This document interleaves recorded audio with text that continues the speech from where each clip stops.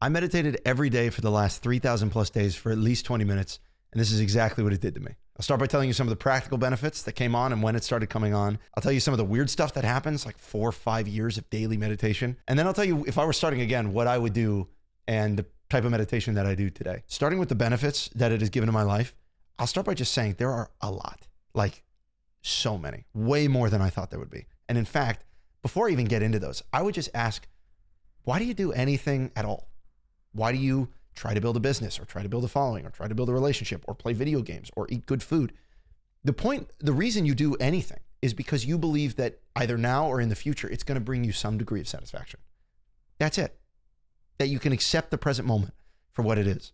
And so meditation is basically just the skill of developing an enjoyment of that, the present moment, no matter what's here. So whether you're playing video games or building a business, that you're just here for it. It's the ultimate skill. Everything else can come from that foundation in a way. But so I would say it's the number one skill. Now, as for actual practical benefits, it makes you a better listener. It makes you suffer less. It makes you more charismatic. It makes you less bothered by things going on in your world. It makes you sleep better. It's ridiculous. It makes you more interesting. It makes you understand your own consciousness. So yeah, it's the best thing ever. It has an unbelievable number of practical benefits.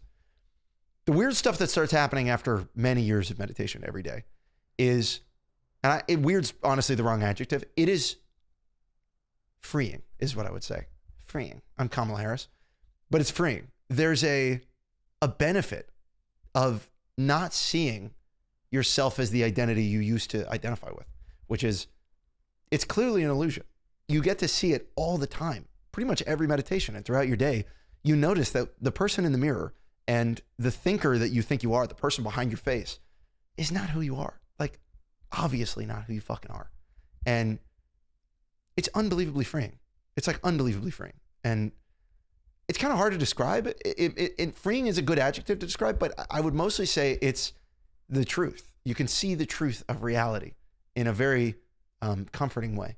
And there's this meditation practice that I do now where I just focus on open headless awareness. There's an amazing book called The Headless Way by Douglas Harding, where he talks about how he had this experience that was so simple, which he realized that he didn't have a head. And after years of meditation, because I actually read that book pretty early and I thought it was interesting and I got it. And in fact, you listening to this now probably get it, right? You get that you don't have a head. And if you do the experiment of pointing at things and objects, which he does in the book, and you point at different items and you're like, oh, that has a shape and a color and a distinct objectness. And then you point at what is looking, you see there's nothing there, right? Pointing at what is here. If you actually point right now, you see that there's no head there, and you get it conceptually. But after years of meditation, you actually experientially understand. This is not a thought. This is not a concept. This is just what you are fundamentally. And it's immensely freeing, immensely freeing.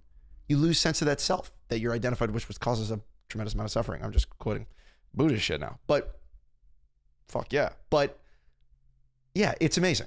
It's truly amazing. So that's kind of what I've been exploring now.